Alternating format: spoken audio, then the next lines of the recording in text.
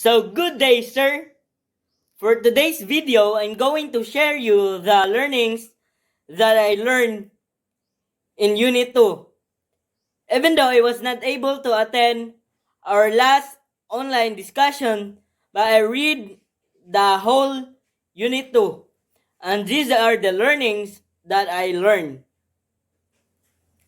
In Unit 2, I learned the dimensions of learning-centered.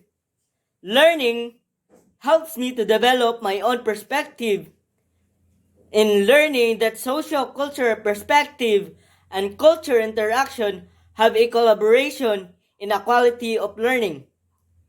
Helps me to analyze the dimensions of developmental and social cultural that is effective in learning process. Also, I able to relate major characteristics in social cultural theory which is important to instructional design on how I understand the learners, on how I use the different strategies in order to be effective on their learning process.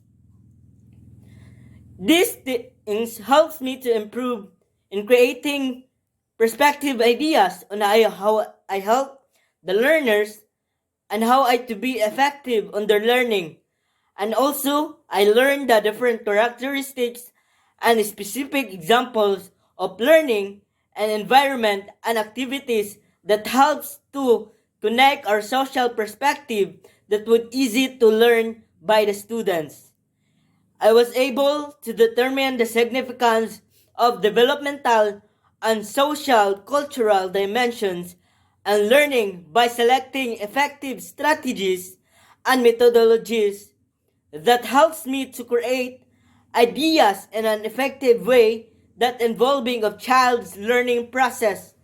As a future educator, it helps me to understand the children on how I to connect myself to them and also on how I help them to develop their skills and ability in learning, on how I can give and emphasize of understanding more about the learning process, on how I make strategies and connecting on them.